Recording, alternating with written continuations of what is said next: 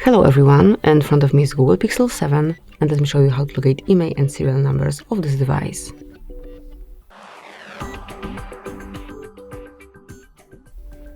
So you've got two options how to make it.